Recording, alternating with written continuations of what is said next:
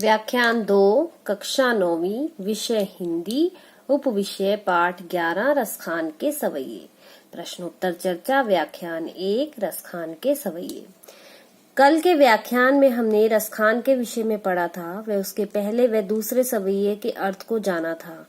रसखान श्री कृष्ण के अनन्य भक्त थे और उन्होंने अपनी भक्ति को इन सवैयों के माध्यम से प्रकट किया है।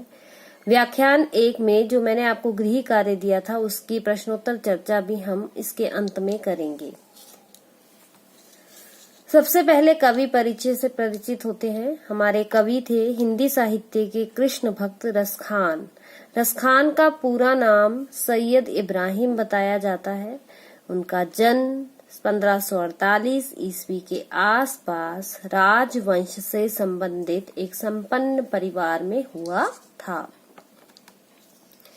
सवैयों की बात करें तो आज हम तीसरे और चौथे सवैये के विषय में पढ़ेंगे। तो तीसरे सवैये के विषय में जानते हैं। तीसरे सवैये में एक गोपी की वंशी यानी मुरली के प्रति ईर्ष्या यानी जलन प्रकट हुई है। गोपी कहती है कि वह कृष्ण को पाने के लिए कृष्ण की वेशभूषा पूरी तरह धारण कर लूंगी, लेकिन कृष्ण के अधरों पर रखी मुरली को होठों पर नहीं रखूंगी। चौथे सवैये में कृष्ण की वंशी धुन यानी बांसुरी की धुन और मोहिनी मुस्कान पर एक गोपी की मस्ती दिखाई गई है। वह कृष्ण की मुस्कान को संभाल नहीं पाती। जैसे कल आपके सामने मैंने सवैया को गाकर प्रकट किया था, आज वैसे ही मैं उसका फिर से गान करूंगी, क्योंकि ये गेयता का भाव रखते हैं, यानी इन्हें गाकर प्रस्तुत किया जा सकता है। सवैये में सवैया छंद होता है, जिसमें पहली हर पंक्ति में 22 और अंतिम पंक्ति में 26 मात्राएं होती हैं। तो ध्यान दीजिएगा, मैं पहले गाऊंगी खुद, फिर दूसरी बार आप मेरे साथ इसे दोहराइएगा। ध्यान से सुनिए। मोरे पखा सिर ऊपर राखी हूँ, गुंज की माल गरे पहिरूंगी, ओढ़ी पीतम्बर ले लकुटी बन, गोधन ग्वारनी संग फिरूंगी, भाव तो वो ही मेरो रस खानी, सो तेरे कहे सब स्वांग करूंगी, या मुरली मुरली धर की अधरान धरी अधरान धरूंगी। एक बार दोबारा से आप मेरे साथ दोहराइएगा इसे। मोरे पखा सिर ऊपर राखी हूँ, गुंज की माल गरे पहिरूंगी, मोर पखा सिर ऊपर राखी हो, गुंज की माल गले पहिरूंगी, ओढ़ी पीतम्बर ले लकुटी बन, गोधन ग्वारनी संग फिरूंगी, भाव तो वो ही मेरो रस खानी, सो तेरे कहे सब स्वांग करूंगी, भाव तो वो ही मेरो रस खानी, सो तेरे कहे सब स्वांग करूंगी, या मुरली मुरली धर की अधरान धरी अधरान धरूंगी। देखिए, इसका अर्थ समझिए। मोर पखा यानी मोर के पंख को सिर मतलब सिर पर, ऊपर मतलब ऊपर, राखी मतलब रखूंगी, गुंज की माल गले पहनूंगी। देखो, पहले के 2 सवैयों में रसखान ने स्वयं अपने अनन्य प्रेम को कृष्ण के प्रति प्रकट किया था, लेकिन इन 2 सवैयों में उन्होंने अपने स्थान पर गोपी के माध्यम से अपने प्रेम को प्रकट किया है कि एक गोपी श्री कृष्ण के अनन्य रूप से प्रेम करती थी और उनके प्रति अनन्य प्रेम को प्रकट करने के लिए वे कृष्ण के जैसा रूप धारण करने के लिए तैयार है, लेकिन उसकी कहाँ ईर्ष्या का भाव प्रकट होता है वो भी हम इसमें जानेंगे। कि एक सखी दूसरी सखी से क्या कहती है कि मोर पखा सिर ऊपर राखी हो, कि मैं मोर के पंख को सिर के ऊपर रखूंगी, जैसे श्री कृष्ण उसे अपने सिर पर मुकुट के रूप में धारण करते थे, वैसे ही मैं भी मोर पंख को सिर के ऊपर मुकुट रूप में धारण करूंगी, गुंज की माल गले पहरूंगी, और गुंज जो वन में पाया जाने वाला एक सफेद रंग का पुष्प होता है उसकी बनी हुई जो मतलब माला है उसे मतलब गले में पहिरूंगी, मतलब पहनने के लिए तैयार हूँ। कि मैं मोर पंख जो श्री कृष्ण अपने सिर पर मुकुट के रूप में धारण करते थे उसे मैं सिर पर रखने के लिए तैयार हूँ। गुंज की यानी कुंज गलियन में उगने वाले जो वृक्षों पर, गुंज के पेड़ों पर जो वृक्ष फूल उगते हैं, उन फूलों से बनी माला को मैं गले में पहिरूंगी, मतलब पहनने के लिए भी तैयार हूँ। ओढ़ी पीतम्बर ले लकुटी बन, कि पीतम्बर यानी पीले वस्त्रों को धारण करने वाला है जो, अर्थात पीले वस्त्रों को ओढ़ी मैंने ओढ़ कर, ले लकुटी मतलब वह कल वाली जो बात आई थी ना, लाठी, छोटी लाठी, कि कंधे पर या शरीर पर पीले वस्त्रों को धारण करके हाथ में लाठी को लेकर के वन मैंने जंगल में, गोधन मैंने गायों के धन को यानी गायों के समूह को, ग्वारनी संग फिरूंगी, ग्वालों के साथ मैं चराने के लिए भी घूमूंगी।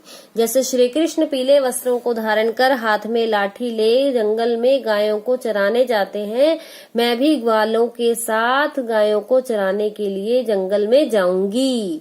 भाव तो वही मेरो रसखानी, रसखान जी कहते हैं कि हे मेरी सखी, भाव तो वही जो मेरे कृष्ण को अच्छा लगता है, जो जैसा रूप मेरे श्री कृष्ण को अच्छा लगता है, सो तेरे कहे सब स्वांग करूंगी, तो तेरे कहने पर मैं वो सारा का सारा स्वांग रचने के लिए तैयार हूँ। वो स्वांग का मतलब अभिनय, वो नाटक रचने के लिए तैयार हूँ।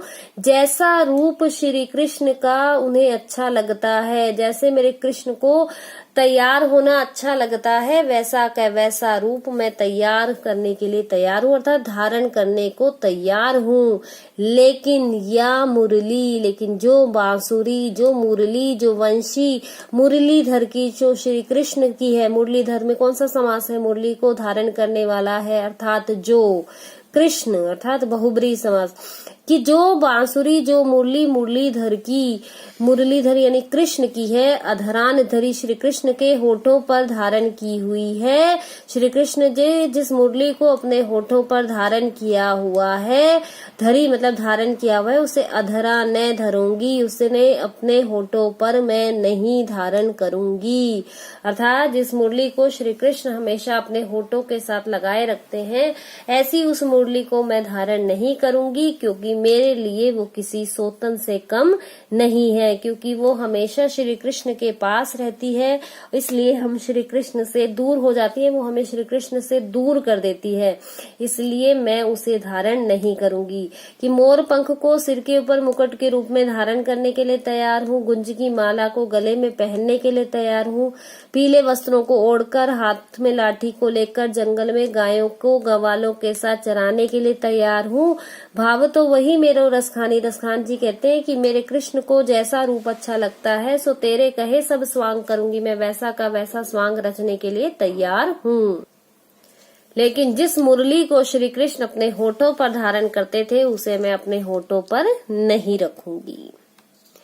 मोर पंखा का मतलब होता है मोर पंख से बना मुकुट, गुंज यानी एक पौधे पर उगने वाला एक प्रकार का दाना, गरे मतलब गले में, पीतम्बर मैंने पीला वस्त्र, लकुटी का अर्थ होता है लाठी, गोधन का अर्थ होता है गाय, ग्वारनी मतलब ग्वालो, भावतो मतलब अच्छा लगता है, स्वांग मतलब रूप धारण करना, ये अभिनय करना या नाटक करना, मुरलीधर का अर्थ होता है कृष्ण, अधरान मतलब होठों पर, धरी मतलब रखी हुई, अधरा मैंने होठों पर, धरूंगी मतलब रखूंगी।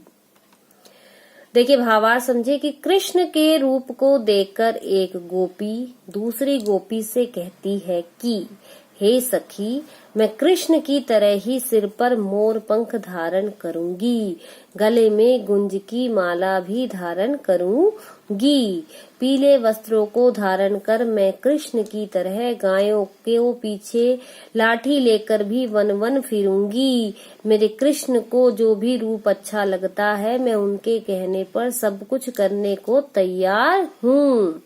कृष्ण की उस मुरली को मैं अपने होठों पर कभी नहीं रखूंगी, क्योंकि उस मुरली ने हमें श्री कृष्ण से दूर रखा हुआ है, वह तो हमारी सोतन के समान है।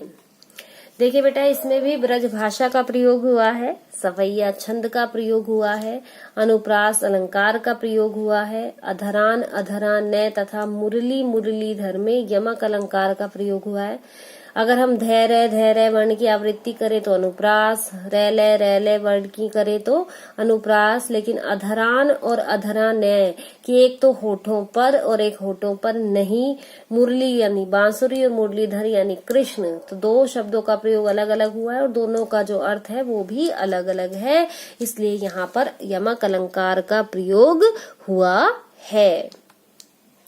अगले सवैये की ओर बढ़ते हैं। क्या कहते हैं अगले सवैये में, वही लय ध्यान रखिएगा, इससे मेरे साथ बाद में दोबारा दोहराइएगा, पहले इसे ध्यान से सुनिए।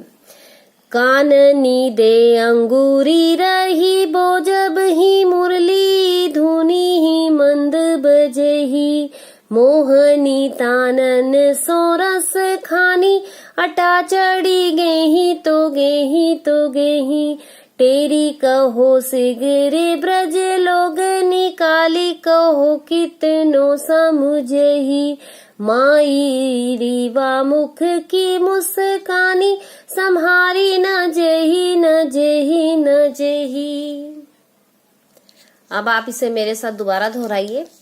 काननी दे अंगूरी रही बो जब ही मुरली धुनी ही मंद बजही, काननी दे अंगूरी रही बो जब ही मुरली धुनी ही मंद बजही, मोहनी तानन सोरस खानी अटा चढ़ी गोधन गेही तो गेही, तेरी कहे सिगरे ब्रज लोगनी काली को कितनो समझही, तेरी कहो सिगरे ब्रज लोगनी काली को कितनो समझही, माई रीवा मुख की मुस्कानी सम्हारी न जेही न जेही न जेही, माई रीवा मुख की मुस्कानी सम्हारी न जेही न जेही न जेही। देखो, इसमें भी श्री कृष्ण के प्रति अनन्य प्रेम को प्रकट किया है रसखान ने, लेकिन गोपियों के माध्यम से। गोपी जो है वो कहती हैं कि हम श्री कृष्ण की मुरली की धुन को नहीं सुनना चाहती, क्योंकि उसे सुनने के पश्चात हम अपने वश में नहीं रहती हैं, इसलिए लोक मर्यादा का उल्लंघन कर हम उसकी धुन के पीछे पीछे भागती हैं, जिसकी वजह से हमारी जग में लोक हसाई होती है। तो वो क्या कहती हैं कि काननी दे अंगूरी रही बो जब ही मुरली धुनी ही मंद बजही, कि कानों में हम उंगलियां दे देंगी जब श्री कृष्ण की मुरली की धुन हमें मंद ध्वनि में सुनाई पड़ती है।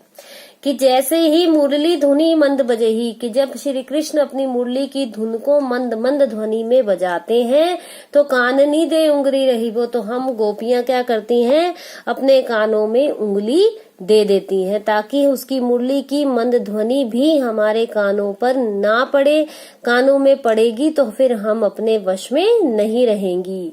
कि मोहनी तानन सो रसखानी, रसखान जी कहते हैं रसों की जो खान है अर्थात श्री कृष्ण जो मोहनी तानों वाला है, मन को मोह लेने वाली तानों में जब वो अटा चढ़ी अट्टालिका पर चढ़कर गोधन गायों को बुलाने वाले उस लोक गीत को जो गेही तो गेही, अगर गाता है तो गाता रहे तो भी हम उसके वश में नहीं होंगी। क्योंकि मुरली की जब मंद ध्वनि में मुरली की धुन बजेगी तो हम अपने कानों में उंगली दे देती हैं ताकि उसकी मुरली की धुन हमारे कानों तक ना पहुंचे और हम उसके वश में ना हो। लेकिन वो जो कृष्ण है वो अपनी मोहनी तानन सो रसखानी है, रसों की खान, श्री कृष्ण की जो मन को मोह लेने वाली ताने हैं, जब उस तान से वो जाकर के अट्टालिका पर चढ़ी मैंने ऊंचे स्थान पर चढ़ करके जब वो गोधन गायों को बुलाने के लिए जिस लोक गीत को फिर गेही तो गेही, जो गाता है तो बस फिर गाता ही, अर्थात मुरली की धुन से तो हम बच जाती हैं, लेकिन मोहनी तानों वाला वह रसखान अर्थात मन को मोह लेने वाली तानों में अट्टालिका पर चढ़कर जो वो गायों को बुलाने वाले धन को अर्थात गोधन को जो गाता है तो बस फिर गाता ही है। तेरी कहो सिगरे ब्रज लोग निकाली कहो कितनो समझही, कि टेरी मतलब बार बार, कहो मतलब कह रहे हैं, सिगरे मतलब सारे ब्रज लोगिनी, ब्रज के लोगों को हम बार बार कह रही हैं, सारे ब्रज लोगों को सुन लो कि काली को हो कितना समझे, कि कल भी हमने उसे कितना समझाया था लेकिन वो नहीं सुनता। फिर हमें मत कहना कि हम उसकी बांसुरी की धुन के प्रति आकर्षित होकर के उसके पीछे भाग जाते हैं। कि टेरी कहो सिगरे ब्रज लोगनी, कि सारे ब्रज लोगों, हम तुम्हें कितनी बार बता चुके हैं, कि हम उसे कितनी बार समझा चुके हैं, लेकिन वो हमारी बात को नहीं समझता। माई री वा मुख की मुस्कानी संहारी न जेही न जेही न जेही, कि इन सब से तो हम बचने की कोशिश कर लेती हैं, लेकिन उसके मुख की जो मुस्कान है वो हमसे संभाली नहीं जाती, संभाली नहीं जाती, संभाली नहीं जाती। कि हम उसे बार बार कहते हैं कि वो इस तरीके की हरकतें ना करे, ना तो मुरली की धुन को बजाए, ना टालिका पर चढ़कर गोधन को गाए, लेकिन वो हमारी सुनता ही नहीं है। इसलिए ब्रजवासियों, कल को हमें मत कहना कि हमने तो उसे कितना समझाया है, कि हे मायरी मारी, उसकी तो मुख की जो मुस्कान है ना वो तो हमसे संभाली नहीं जाती, संभाली नहीं जाती, संभाली नहीं जाती। काननी का अर्थ होता है कानों में, दई का अर्थ होता है देकर, अंगुरी का अर्थ होता है अंगुली, रहीबो का मतलब है रहूंगी, अर्थात कानों में उंगली देकर रहूंगी जब उसकी मुरली की धुन मंद ध्वनि में बजेगी। धुनी मतलब धुन, बजही मैंने बजाता है। मोहिनी मतलब मोहित करने वाली तानों से। अटा मतलब अट्टालिका, ऊंचे स्थान पर।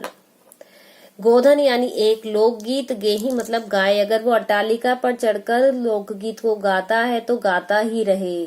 टेरी मतलब पुकार कर, की पुकार कर कहती हैं कि सिगरे मतलब सारे, काली मतलब कल, कऊ मैंने कितना ही, कल को हमें मत समझाना कि हमने तुम्हारी बात का पालन नहीं किया, क्योंकि मायरी व मुख की मुस्कानी संभारी न जही न जही न जही, कि उसके मुख की जो मुस्कान है वो हमसे संभाली नहीं जाती, संभाली नहीं जाती, संभाली नहीं जाती। मायरी हे माँ संभारी न जही, संभाली नहीं जाएगी। भावार्थ सुनिए कि श्री कृष्ण की मुरली पर मोहित एक गोपी कहती है कि हे सखी, जब श्री कृष्ण धीमे धीमे स्वर में मुरली बजाएंगे तो मैं अपने कानों में उंगली दे दूंगी, ताकि बंसी का, बांसुरी का जादू मुझ पर न चल सके, चाहे वह अट्टालिकाओं पर चढ़कर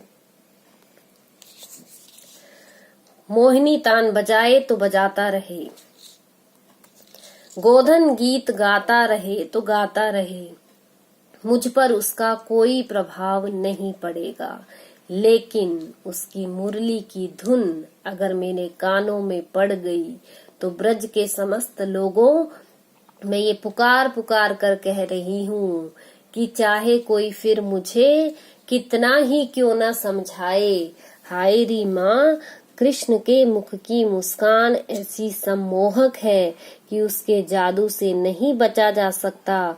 उसकी मुख की मुस्कान संभाली नहीं जाती, संभाली नहीं जाती, संभाली नहीं जाती। अब आपको ये रसखान के जो सवैये हैं वो समझ में आ गए होंगे।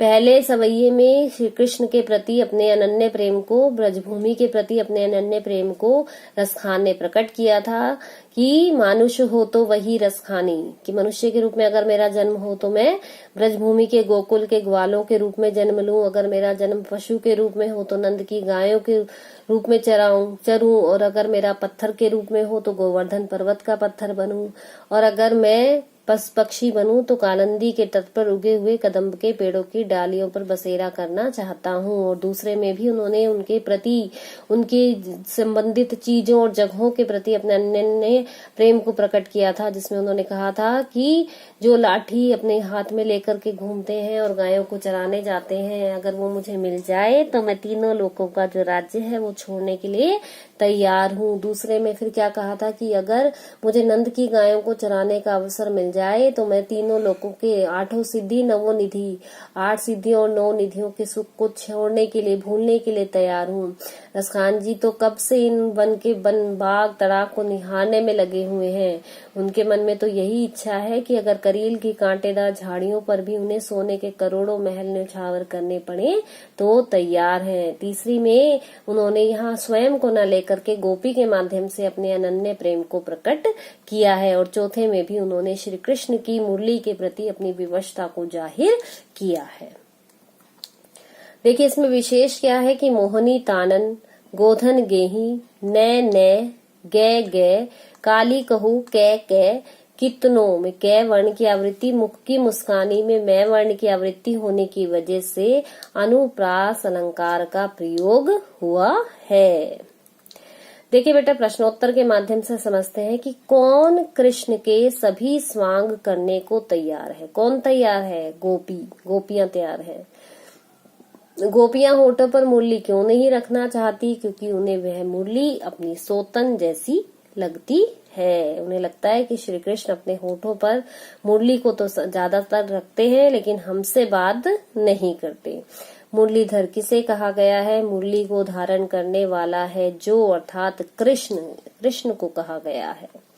गोपी कानों में उंगली क्यों देना चाहती है? गोपी कानों में उंगली इसलिए देना चाहती है ताकि मुरली की मंद ध्वनि भी उसके कानों में ना पड़े, क्योंकि अगर वह उसके कानों में पड़ गई तो वह उसके वश में हो जाएंगी।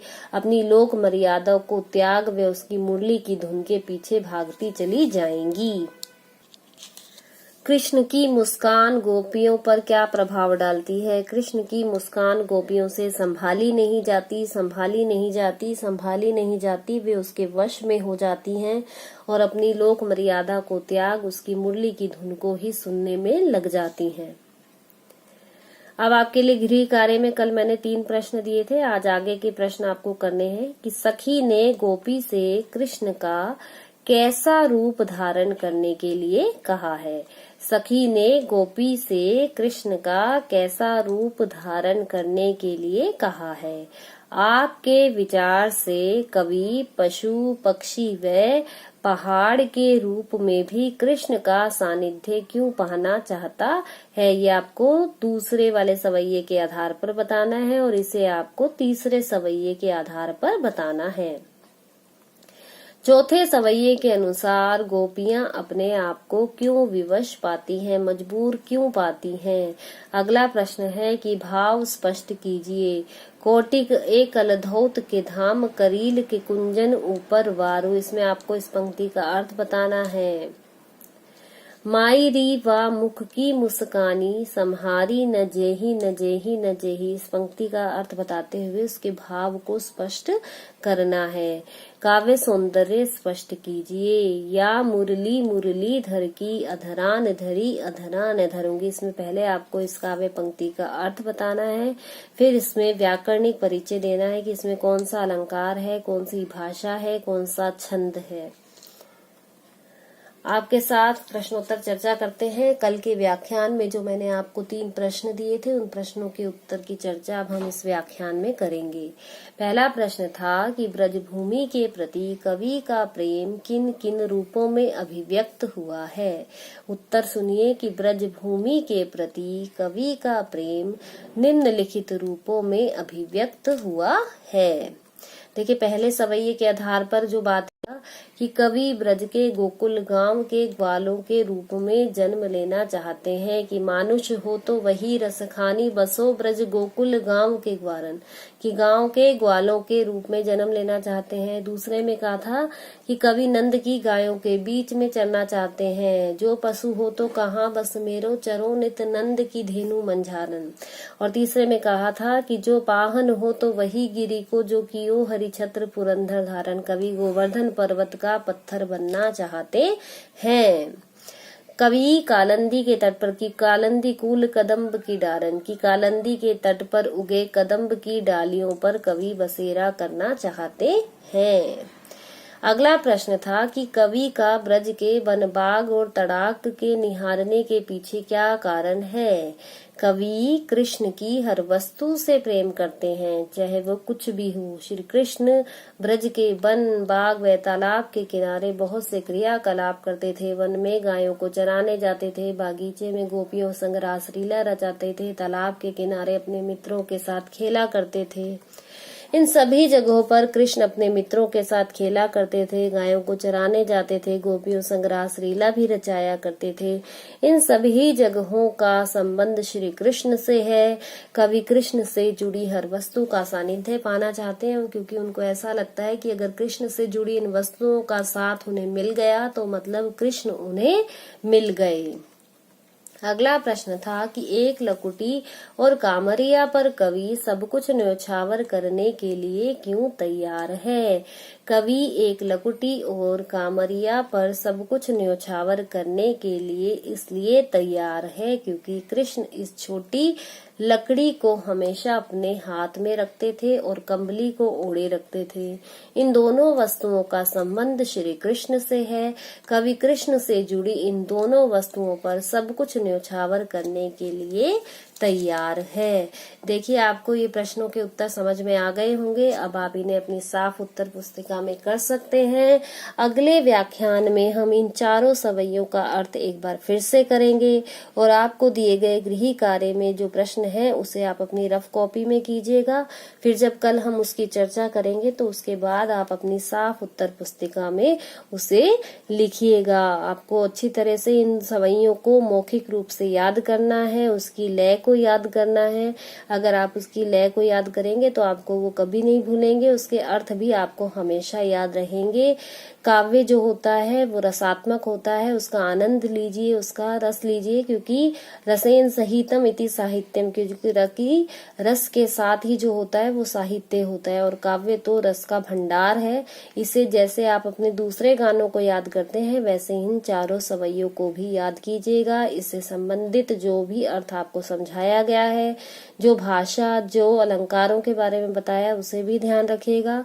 पिछले व्याख्यान को भी पढ़िएगा, इस व्याख्यान को भी पढ़िएगा और इसके अर्थ को समझने की कोशिश कीजिएगा। रसखान के कृष्ण के प्रति अनन्य प्रेम को समझने का प्रयास कीजिएगा।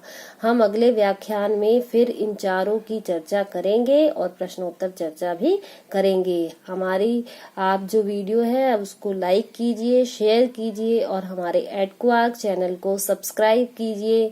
मिलेंगे अगले व्याख्यान में। धन्यवाद।